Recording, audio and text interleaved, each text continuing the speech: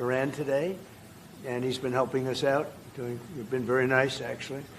And that is coming along, as you see, very well. They have no Navy. It's been knocked out. They have no Air Force. It's been knocked out. They have no air detection. That's been knocked out. Their radar has been knocked out. And just about everything's been knocked out. So we'll see how we do. But we're doing very well. We have a great military, and they're doing a fantastic job. So we'll be talking about that. And we're talking about some very big trade deals. And those, I know, will work out, too. So I just want to say it's a great honor to have you at the Oval Office. The beautiful Oval Office, beautiful White House. It's a special place, even from your standpoint. And you have some very special places, too. And I look forward to being with you. Thank you very much. Thank you. Thank you, Mr. President, for having me here in this Oval Office for the third time now. Yeah. Really happy to have the opportunity to speak with you in these challenging times.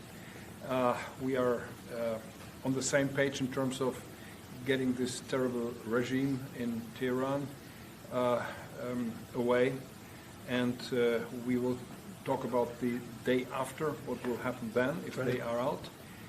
We have to talk about our trade agreement, which I would like to be in place as soon as possible.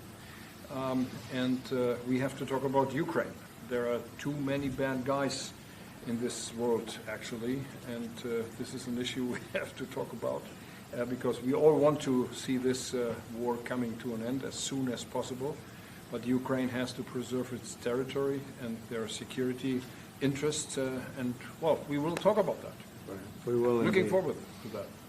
Well, thank you for being here. Thank you That's some for your interesting. hospitality. Thank you for letting me spending the night in your guest house. That's It's right. a very, very Good. comfortable place. Hope you liked it, right? Absolutely. Yeah, great place. And a famous place. That's yeah? good. Very So famous. many former presidents. That's there. right. Yeah. Very famous place. Any questions, please? Mr. President, did Israel force your hand to launch these strikes against Iran? Did that No. pull the United States into this war? No, I might have forced their hand. You see, we were having negotiations with these lunatics, and it was my opinion that they were going to attack first. They were going to attack. If we didn't do it, they were going to attack first. I felt strongly about that. And we have great negotiators, great people, people that do this very successfully and have done it all their lives very successful. And based on the way the negotiation was going, I think they were going to attack first. And I didn't want that to happen. So if anything, I might have forced Israel's hand. But Israel was ready, and we were ready, and we've had a very, very powerful impact because virtually everything they have has been knocked out now. Their missile count is going way down. Amazingly, they're hitting countries that were, you know, let's call them neutral, right? They lived together for a long time. I think they were surprised. I was surprised. I think and now those countries are all fighting against them and fighting strongly against them. Someday they'll write a story and they'll say why they did that, but they hit countries that had nothing to do with what's going on. They were sort of leaving everything alone. All of a sudden they had missiles shot in, which shows you the level of evil that we're dealing with. They'll hit people that were actually at least somewhat friendly, and they had no problems with it. Also hitting only civilian places, hotels and apartment buildings, and we're hitting them where it is much more appropriate. We're hitting them very hard. And the big scale hitting goes now. They no longer have air protection. They no longer have any detection facilities at all left.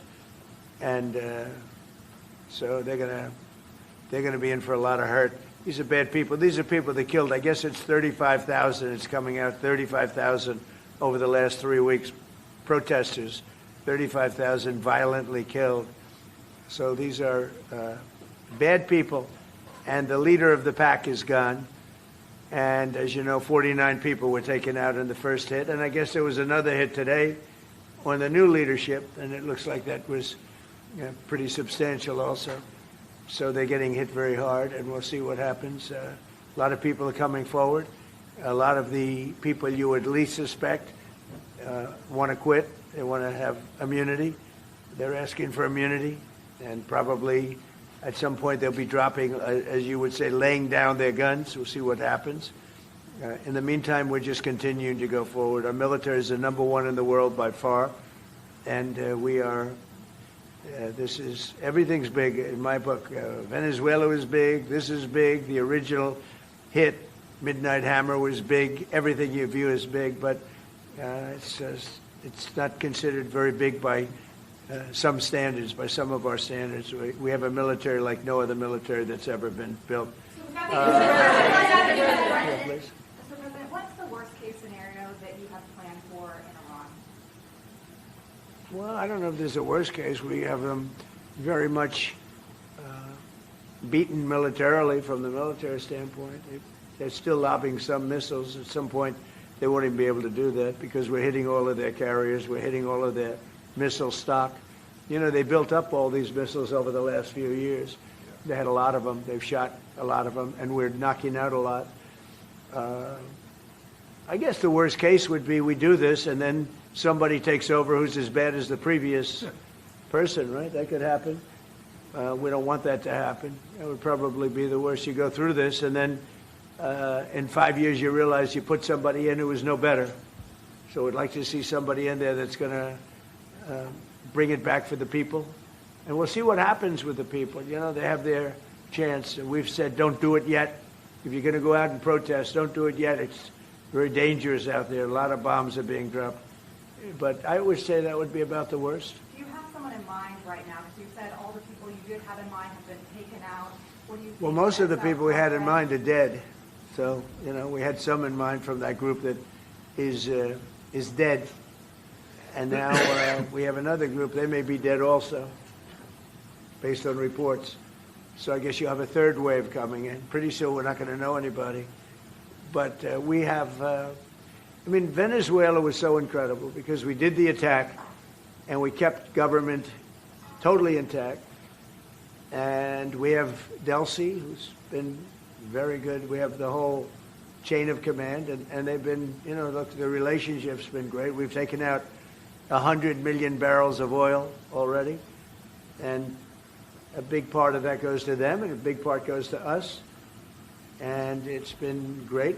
We paid for the war many times over, and we're going to be running the oil. And Venezuela is going to make more money than they ever made, and that's great for the people. The relationship has been great. It's been seamless.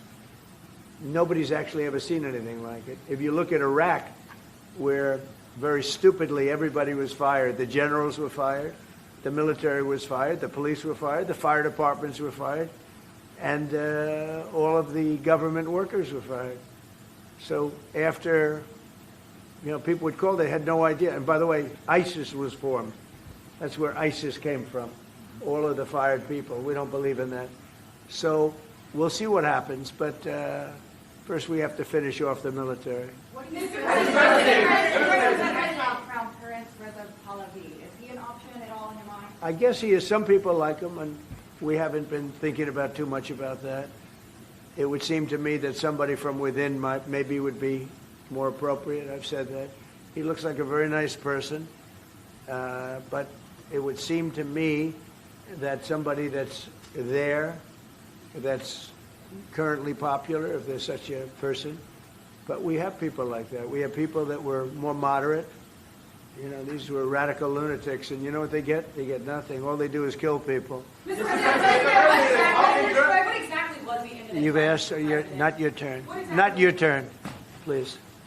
Mr. President, you've been taking the heat off the European superintendent to be healthy. Mark Rutte called on the allies to also help you. What does that mean? Well, you have to ask Mark Rutte if he said not as part of NATO, but to be helpful to you in this. Well, some of the European nations have been helpful, and some haven't. And I'm, you know, very surprised. Germany's been great. He's been terrific. Others have been very good, terrific. I think that the head of NATO, Mark, is fantastic. Okay, Mark Rutte. I think he's fantastic. But some of the European, like Spain, has been terrible. In fact, I told Scott to cut off all dealings with Spain. Spain, first of all, It started when every European nation, at my request, paid 5%, which they should be doing. And everybody was enthusiastic about it, Germany, everybody. And Spain didn't do it. And now Spain actually said that we can't use their bases, and that's all right. We could use their base if we want. We could just fly in and use it. Nobody's going to tell us not to use it, but we don't have to. But they were unfriendly, and so I told him we don't want to. Spain has absolutely nothing that we need other than great people. They have great people, but they don't have great leadership. And as you know, they were the only country that in NATO would not agree to go up to 5%. I don't think they would have agreed to go up to anything. They wanted to keep it at 2%, and they don't pay the 2%. So we're going to cut off all trade with Spain. We don't want anything to do with Spain. What is the expectation towards Spain? And I'm not, by the way, I'm not happy with the UK either. That island that you read about, the lease, okay, he made it for whatever reason, he made a lease of the island. Somebody came and took it away from him. And it's taken 3-4 days for us to work out where we can land there. It would have been much more convenient landing there as opposed to flying many extra hours. So we are very surprised. This is not Winston Churchill that we're dealing with. Mr. President, what's your expectations towards Germany? What can Germany do and what should Germany do to help you in this moment? Well, I think they're doing it. I mean, they're letting us land in certain areas, and we appreciate it. And they're just making it comfortable. We're not asking them to put boots on the ground or anything. I mean, we're just they're a respected country. I have a very good relationship with the country. We have, in particular, now with this leader, with this new leader. I think he's an excellent leader. I had my differences with Angela. I said, "You're hurting your country with immigration, and you're hurting your country with energy." And we have a man sitting on my right that is, I think, pretty much the opposite of her on energy and the opposite on immigration. And I think he's doing very well. Commercial air travel right now is severely restricted in the Middle East, and thousands of Americans are stranded. Why wasn't there an evacuation plan, and will you send planes to get people out? Well, because it happened all very quickly. We thought, and I thought maybe more so than most, I could ask Marco, but I thought we were going to have a situation where we were going to be attacked. They were getting ready to attack Israel. They were getting ready to attack others. You're seeing that right now. And a lot of those missiles that are hitting in, those are stationary. Those were aimed there for a long period of time at these other countries. So I think I was right about that. We attacked first. And if we didn't, it could have been, look, we're really decimating them. They're being decimated. And if we didn't, and by the way, we have massive amounts of ammunition. We have the high end. A lot of it was given away stupidly by Biden, very stupidly, for free. And I'm all for Ukraine, but they gave away a lot. As you know, when I give away ammunition, everybody pays for it. The European Union's paying for it. Then they can do what they want with it, but they are giving it, let's say, to Ukraine, and it's okay. But we gave away a lot of high end, but we have plenty. But we have unlimited middle and upper ammunition, which is really what we're using in this war. And we have really an unlimited supply. We also have a lot of the very high end stored in different countries throughout the world. We're literally storing it there, which is actually something that I insisted on in my first term. I rebuilt the military in my first term. The military is great. Unbelievable amount of ammunition, or munitions, as they say, we've given away to, the Wall Street Journal incorrectly covered the story when they said that it was given away to the Middle East. Not to the Middle East, it was given away to Ukraine. Very little was given to the Middle East. Middle East would buy a lot, and some of the nations, because they're rich, they have a lot, but it was given away to Ukraine. And it just should have been done. Look, it's a war that should have never happened. If I were president, that war would have never happened. But we have a tremendous amount of munitions, ammunition at the upper level, middle and upper level, all of which is really powerful stuff. Mr. President, a question to both of you. How worried are you that the rising prices for gas and oil are damaging the American economy and also as the Chancellor of Yeah, do you want to go ahead? Yeah, sure. This is, of course, damaging our economies. This is true for the oil prices, and this is true for the gas prices as well. So that's the reason why we all hope that this war will come to an end as soon as possible, and we are hoping that the Israeli and the American army are doing the right things to bring this to an end and to have really a new government in place who is coming back to peace and freedom. Yeah. Something had to be done. And it's been 47 years. They've been killing people all over the world for a long time. They were the kings and fathers of the roadside bomb. Soleimani, we killed him last term. If we didn't, I think it might be a different story today. They would have been much stronger and smarter than they are. But they did the roadside bombs. 95% of the people lost their legs, arms, had their face wiped out, just wiped out. I've seen some young people that it's so sad to watch. And that was almost all, 95% comes from Iran and with Soleimani. Soleimani loved his favorite weapon. He loved the roadside bomb. And when you see people walking around with no legs and no arms and a face that's been blown to hell, these people, what they have to go and the way they have to live, this is Iran. When you look at the barracks, the famous barracks, when you look at the hostages, when you look at a lot of hostages, when you look at all of the problems, they were really a purveyor of terror all over the world for many, many years. And it's something that had to be done, something. And I believe that if we didn't, because I see where Congress, you know, if I didn't do this, guys like Schumer, who are losers, the Democrats, they're losers. That's why they're not here. Guys like Schumer would say, well, you should have done this. In other words, if I did it, it's no good. If I didn't do it, they would have said the opposite, that you should have done this. But most people feel, I'll tell you what, I have never had more compliments on something I did. People felt it's something that had to be done. So if we have a little high oil prices for a little while, but as soon as this ends, those prices are going to drop, I believe, lower than even before. Mr. President, clarify on what exactly it is in Go ahead, please. Mr. President, Yes. How do you want to solve the conflict on tariffs between the EU and the US? And Between who? the conflict on tariffs between the EU and the US. How do you want to solve And U.S. and who? EU, European Union. Oh. it? How do you want to Well, solve we won on tariffs, actually. Somebody said you actually won the case. We won on tariffs. We had a decision that was wrong. It was a very bad decision from certain standpoints. From other standpoints, a very powerful decision because it reaffirmed all the fact that we have all these various forms of tariffs that we felt right, but it totally reaffirmed it. It said you can use all of these tariffs. So we have all these vast menus of tariffs. And tariffs have made our country very rich.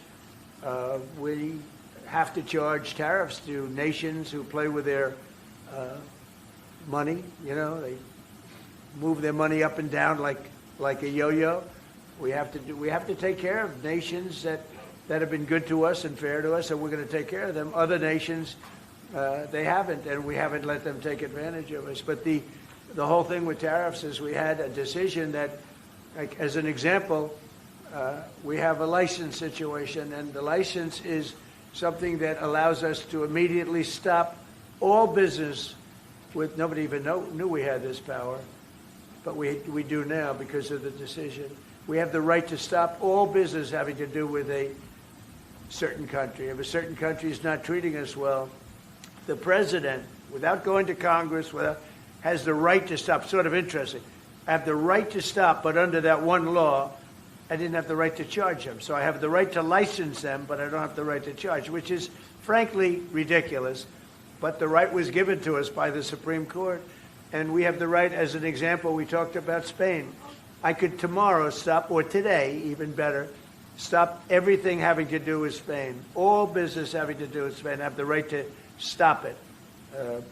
Embargoes, do anything I want with it. And we may do that with Spain. What do you think? Well, sir, I think we're going to talk about it with you. I know that you have strong power. The Supreme Court clarified we know you can use it, and if you need to use it to assure national and economic security, we'll do it. Scott, do you have an opinion? Sir, I agree. The Supreme Court reaffirmed your ability to implement an embargo, and as we've talked, from your first term, the Section 301s and the 232s have withheld more than 4,000 lawsuits, and USTR and Commerce are going to begin investigations, and we'll move forward with those. And we've instituted a 15% tariff on everybody, as you know, and just used. I'll tell you, we had a couple of paragraphs written in that opinion that were really incredible. Justice Kavanaugh wrote a fantastic dissent, but in his dissent, he said what we should do, and we knew that too.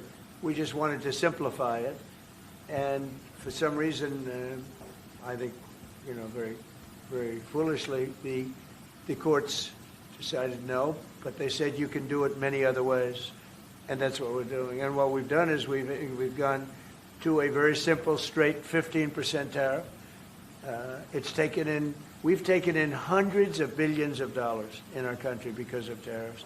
So we've taken in all of this money, hundreds of billions of dollars, and honestly, it's made us very rich as a country, right? So it's been doing good. When will you have the full plan implemented? We have a 5-month period, up to 5 months, where we can go at 15%. And while we're doing that, as you know, we're doing the various studies and things, and we'll be coming out with different tariffs on different countries. Do you want to talk about that, please? Yes, sir. By the time the 5-month period has elapsed, we'll have completed investigations under Section 301, which Secretary Bessent talked about. We know there are countries out there with deals who are very interested in keeping the deals. We need to go through and investigate all these unfair trading practices, the kinds of things you talked about, and make sure that we're protecting U.S. economic security. We know there are countries. How are we going to treat Germany? Well, I think you should hit them very, very hard. You knew he was right there when you said that, Mr. President. They have expressed an interest. Germany's been quite constructive in wanting to move forward and be helpful. The rest of the EU, we'll talk to them as well. But obviously, I will say every single country wants to make the deal they already have. In other words, a deal that we have using the other authority, they want to make the same deal. And we'd like to see, actually, we're going to adjust it somewhat upward, actually, but they all want to stay in the deal, and so we'll probably be able to do that pretty easily. Mr. President, for Ukraine, after all, Iran won't be able to deliver drones to Russia anymore. So what does it more mean to Ukraine, and having Chancellor Merz sitting next to you, who would you call if you want to talk to Europe? And Chancellor Merz, you've just been in China, the president... Who are you, what country are you from? I'm from Germany. Okay, I thought so, I could see. So, Mr. Chancellor, you have been in China, and the president... She likes you. In China, I don't know. Will you be talking about China and what you We'll be talking about China, yeah. Sure. And what about Ukraine? I'll be going to China in a little while. Every time you meet, you talk about China. We respect China. I do. We both do, I think. But it's always a topic of conversation. We've had a very good relationship with China. We used to lose a tremendous amount of money with China, and that's no longer the case. We have a very, very good relationship with China, and we have a very good relationship with Germany. All right. Thank you, Mr. President. We've seen countries around the world, many of whom don't usually work together, working with the United States on Iran, whether it's Saudi Arabia working with the United States, Israel, Qatari shooting down Iranian aircraft, and we've also seen European countries step up. Why are we seeing such unity around the world against Iran? That's a great point. Look, they're just evil. They're it's not the politics; it's their whole philosophy. It's their whole where they come from. It's terrible. Where they killed 35,000, I thought it was 32. Now it turns out it's much more than 35,000 people, and in some cases using machine guns with people that have no weapon. They have no weapon, and they're being machine gunned. They're being sniped from buildings. They're hitting the people with snipers right through the eyes. It's just a very evil ideology, and nobody's really seen anything like it. as I said, even the fact that they've attacked all of their neighbors, and the neighbors weren't attacking. They thought they'd maybe sit it out or what. They've hit Qatar, they've hit UAE, they've hit Saudi Arabia, they've hit Oman. They were helping us negotiate. They got hit. Everybody got hit because they're evil and they're bad. It's a bad seed, and somebody had to do it. And it should have been done sometime during a 47-year period because so much death has been caused by them, so much unbelievable death. From Germany, too. Germany's been hit. Everybody's been hit by them. It's an evil ideology, and I've never been, look, I've done a lot of good things. So many people are saying, thank you, thank you, thank you. You see it in the streets of Los Angeles. They have thousands of people. I saw it the other day, pictures of Donald Trump. And I'm looking, I'm on the phone, probably talking to you. And I'm looking, and I see my picture. I say, oh, no, it's another, protest. I see my, and then I started saying, boy, they were very friendly people. And then I saw a woman hugging the picture of me. I said, what's going on? And it turned out to be these are Iranian people that live in the United States. So many. Thousands and thousands. You saw the rallies. And in New York, too, they had a big rally by pictures all over the place. The fact is that people are happy what we did. And you could never, and I've always said it, you could never have had true peace in the Middle East if Iran was allowed to go, even beyond the nuclear. If Iran was allowed to have look at all the missiles they built. A lot have been now taken out by us, and a lot have been expended. But they had thousands of missiles in a fairly short period of time. And I'll go two things. The attack that we did, known as Midnight Hammer, had we not done that, Iran would have had a very powerful nuclear weapon within 1 month. We did it. It was great timing, but, and you've been able to see that too. The other thing was Barack Hussein Obama made maybe the worst deal I've ever seen because he gave all power in the Middle East to Iran. He went the exact opposite way, and I terminated that. If I didn't terminate that deal, they would be sitting with a massive nuclear weapon 3 years ago, which would have been used already on Israel at least, and other countries also. And we wouldn't be talking about it right now. But if I didn't terminate the deal that Obama made, giving them everything, including plane loads of cash. You remember the airplane flew over there? It was a Boeing 757. There was two of them, loaded. They took out all the seats. It was loaded with green cash. So much cash that it was in Virginia, Maryland, and Washington, D.C. They got all the cash from all the banks. They put it, and they flew it to Iran. I never knew a president had that power. I'm going to maybe try it sometime if it's okay. I think I'm going to do it. I'll fly it somewhere. Nobody's ever seen anything like it. 2 planes loaded from floor to ceiling, big planes, Boeing 757s, taken over there and given cash. In addition to that, he was giving them billions of dollars. But worse, he was giving them the right to have the path to a nuclear weapon. And that deal expired. A lot of people said, oh, you terminated it. Well, it was going to be terminated anyway because it expired. It gave them the right to have top-of-the-line nuclear weapon. If they had, because they're crazy, just like the people on my right during the State of the Union. I looked at them, I said, you're crazy? These people are crazy. And if they had a nuclear weapon, they would have used it. All right, how about 1 or 2 more? Mr. President. Go ahead, please. Chancellor Merz, you just heard that the president is thinking about punishing Spain.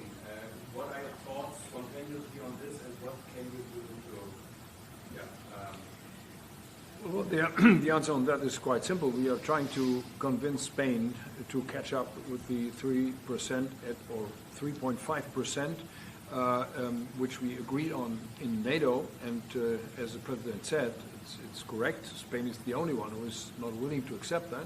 And we are trying to convince them that this is a part of our common security, that we all have to comply with these numbers, and this is 3.5 for military and another 1.5 for our military infrastructure. So Spain has to comply with that.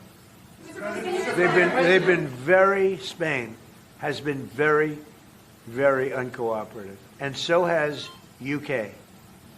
Now, the second one is shocking, but this is not the age of Churchill. I will say the UK has been very, very uncooperative with that stupid island that they have, that they gave away and took a 100-year lease, having to do with perhaps indigenous people claiming the island that never even saw the island before. What's that all about? And they ruin relationships. It's a shame. It's and that country, UK, and I love that country. I love it. My mother was born there. I love it. My mother was born there. My father was born. Right? He knows all about my father. My father was born there. So, you know, very places that you sort of automatically very feel warmly about. But the UK, what they're doing with energy and what they're doing with immigration is horrible. You have the North Sea. Somebody said yesterday, what would you do if you were the UK? Open up the North Sea. They got windmills all over the place that are ruining the country, ruining the landscapes, ruining the beautiful fields. Open up the North Sea. It's one of the greatest, think of it, they buy their energy from Norway, which gets the energy, the oil, from the North Sea. So Norway drills in the North Sea and sells it to UK. And UK has a better part of the North Sea. Open up that. And number two, illegal immigration. They got to solve that problem. And I must say, that's not only UK, that's other parts of the European Union that have the same problem. Immigration and energy. The energy is through the roof, the highest in the world. And the immigration is, I mean, you know, look, you have places where in the UK, you have a terrible mayor of London, terrible, he's an incompetent guy. But you have Sharia courts. You don't have Sharia courts. You don't want Sharia courts. You have Sharia courts adjudicating law.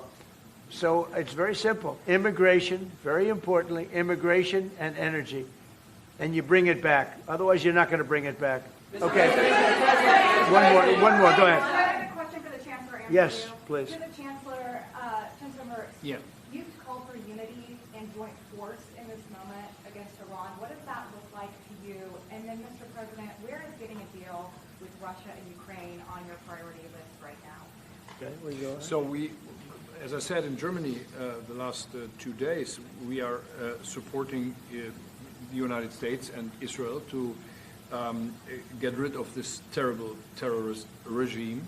And we are looking forward to a day after, and we have to talk about the strategy. What is following after this regime is away, and we have to strategize on this entire region. And we are having a high interest in common approach and common work and what we can do. And this is important not just for the Americans.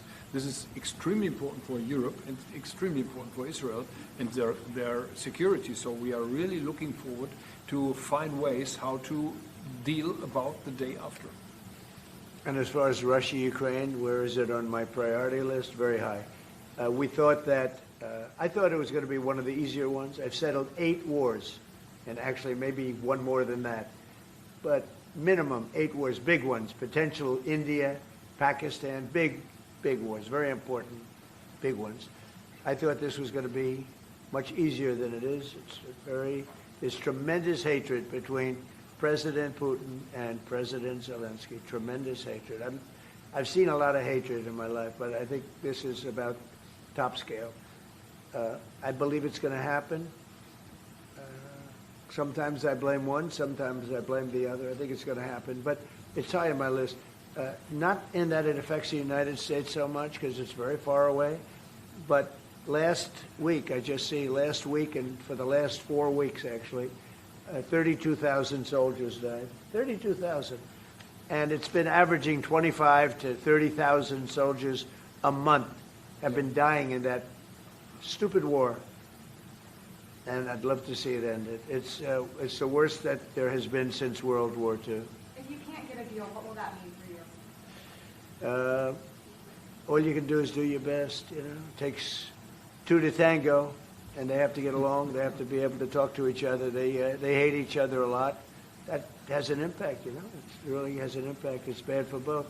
The saddest is that if the election weren't rigged, my election, that war would have never taken place. And you know what else wouldn't have taken place? Allowing 25 million people to pour through an open border, that wouldn't have taken place. A lot of things would have been different. But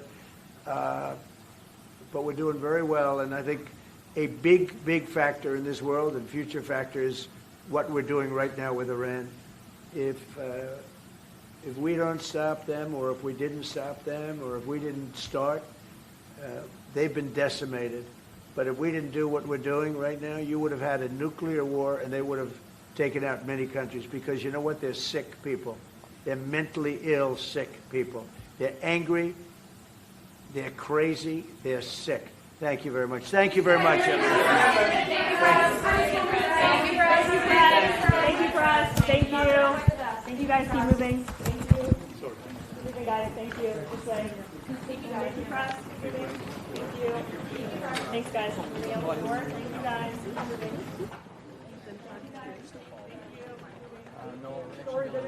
Press.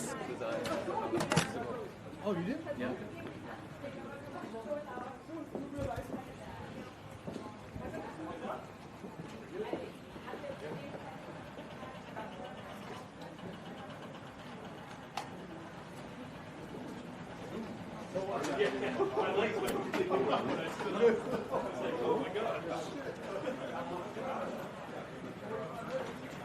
Are you good?